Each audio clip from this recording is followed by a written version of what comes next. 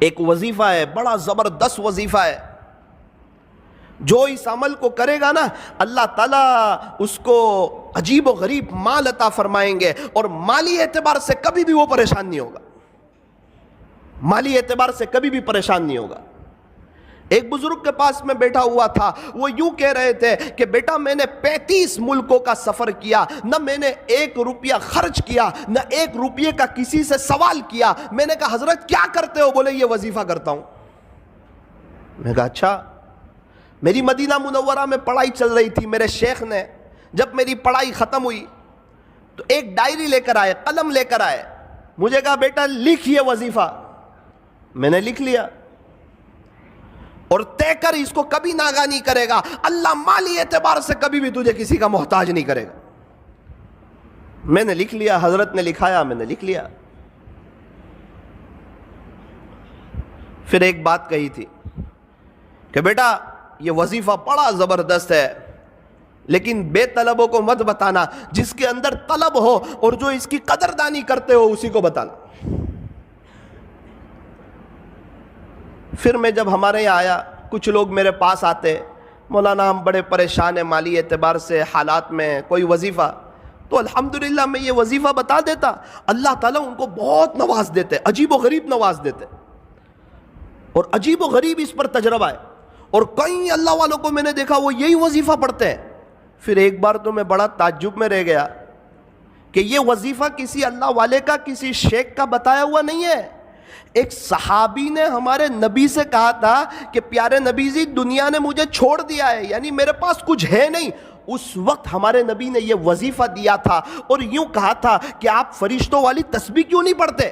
اور یہ بتایا تھا تسبیح سبحان اللہ و بحمدہ، سبحان اللہ العظیم و بحمدہ استغفر اللہ، اللہ اکبر کبیرہ، سبحان اللہ و بحمدہ، سبحان اللہ العظیم و بحمدہ استغفر اللہ۔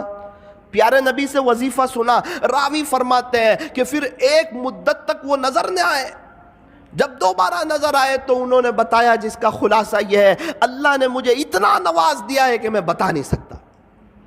یہ عجیب و غریب وظیفہ ہے۔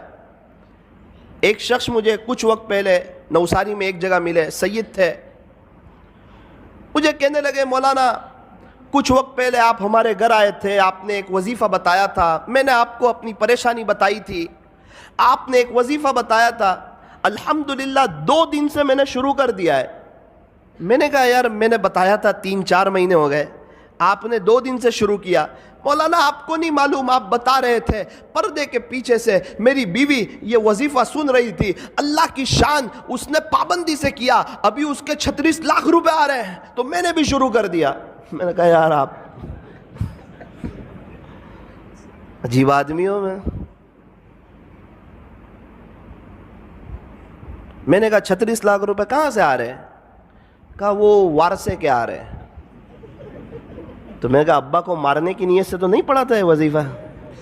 بولے نہیں، ان کے ابو کا تو بہت پہلے یہ انتقال ہو گیا تھا، لیکن مولانا زمین کا اتنا خطرناک مسئلہ تھا کہ یہ کبھی بھی حل ہونے کا نام لیتا نہیں تھا، اور ہم لوگ بھی نا امید ہو چکے تھے کہ اب یہ مسئلہ جو ہے یہ کبھی بھی حل ہو سکتا نہیں ہے، لیکن میری بیوی نے یقین سے پڑھنا شروع کیا، اللہ کی شان مسئلہ حل ہوا، اس کے 36 لاکھ روپے آ رہے، اور اللہ کا شکر ہے 2 دن سے میں نے بھی شروع کر دیا ہے۔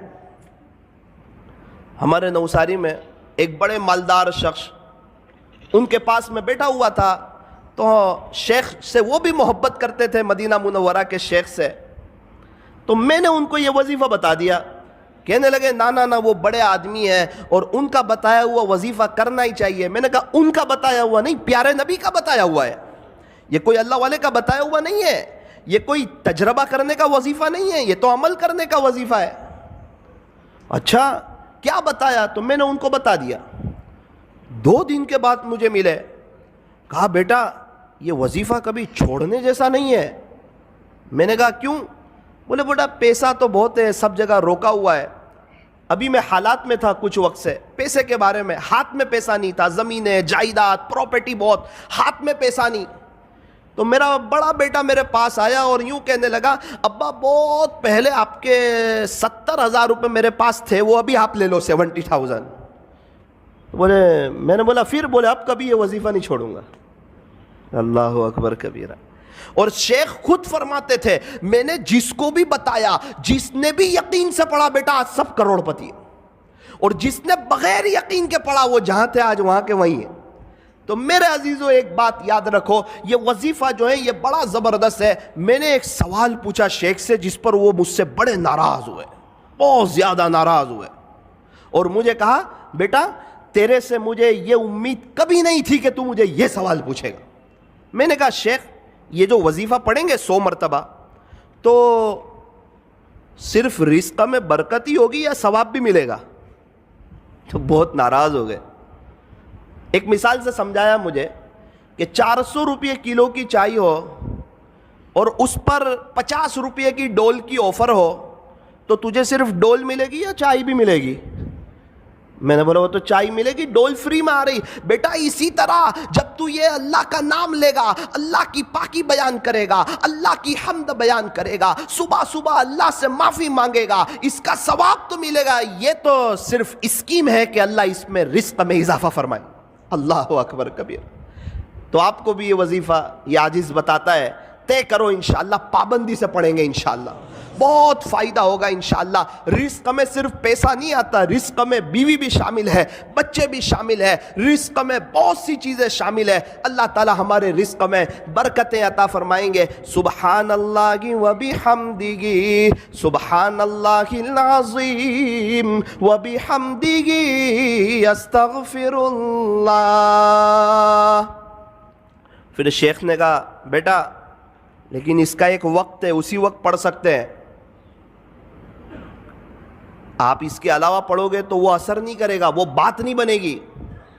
میں نے بولا اچھا اس کا وقت کون سا ہے؟ مجھے کہنے لگے بیٹا فجر کی سنت اور فرض نماز کے درمیان اس کو 100 مرتبہ پڑھنا ہے۔ فجر کی سنت اور فرض نماز کے درمیان اس کو 100 مرتبہ پڑھنا ہے۔ میں نے کہا حضرت اگر اس وقت کوئی نہ پڑھ سکے تو مجھے تعجب سے دیکھنے لگے کہ اس کا اپنا ہی مسئلہ لگ رہا ہے۔ مجھے کہنے لگے بیٹا جب تک فجر کی نماز کا وقت رہتا ہے، صبح صادق کے بعد سنت پڑھ لیں، اس کے بعد سے جب تک فجر کی نماز کا وقت رہتا ہے وہاں تک یہ پڑھو گے تو یہ اپنا اثر عجیب اور غریب انداز میں کرے گا۔ پھر مجھے اپنے مکان پہ لے گئے ایک مرتبہ، بڑے بڑے لوگوں کو دعوت تھی، مجھ چھوٹے کو بھی حضرت نے گن لیا۔ اللہ اکبر کبیرہ، بہت سی نعمتیں دیکھی، مجھے بتانے لگے، اس کی اہمیت سمجھانے لگے کہ دیکھ بیٹا یہ وظیفے کی برکت ہے کہ اللہ تعالیٰ نے مجھے ایسا شاندار مکان دیا، دیکھ بیٹا اس وظیفے کی برکت ہے، ایک کار تو ایسی میرے گھر کے باہر کھڑی ہے جو تیرے ہندوستان میں لانچ بھی نہیں ہوئی ہے، تو وظیفے کو معمولی مت سمجھنا، کبھی چھوڑنا مت، اس کی پابندی کرنا، انشاءاللہ اللہ تجھے بھی بہت نوازے گا۔ اسی وظیفے کی برکت سے کئی سالوں سے اللہ تعالیٰ نے مجھے عجیب و غریب نوازا ہے، میرے اپنے تعلقات والوں کو بتایا ہے، اور اللہ تعالیٰ نے سب کو نوازا ہے۔ تجربہ کرنے کی ضرورت نہیں ہے، یہ عمل کرنے کی ضرورت ہے، یہ کسی ولی کا بتایا ہوا نہیں ہے، یہ پیارے نبی حضرت محمد الرسول اللہ صلی اللہ علیہ وسلم کا بتایا ہوا ہے۔ میں نے حضرت کے ساتھ دبئی کا سفر کیا، حضرت تو 5 اسٹار ہوٹل میں ان کے ساتھ ٹھہرنا ہوا، کیا شکریہ ادا کر رہے ہیں، الحمدللہ الحمدللہ الحمدللہ، کھانا کھا رہے ہیں شکریہ ادا کر رہے ہیں، شیپ میں بیٹھے ہوئے شکریہ ادا کر رہے ہیں، اللہ کی نعمتوں پر شکر شکر شکر۔ میں نے حضرت کے گھر دیکھا، الحمدللہ الحمدللہ، کھجورے کھا رہے ہیں الحمدللہ، قہوہ پی رہے ہیں الحمدللہ، اور ان کو چکن وغیرہ تو جلدی سمجھ نہیں آتی، ان کو تو مٹن وغیرہ چاہیے۔ تو خلاصہ یہ ہے جو بھی کھا رہے ہیں اس پر اللہ کا شکریہ ادا کر رہے ہیں۔ مجھے وہ بزرگ والی بات یاد آئی کہ واقعتاً اللہ نے ان کو نوازا ہے اور یہ شکر کر کے اللہ تک پہنچ رہے ہیں۔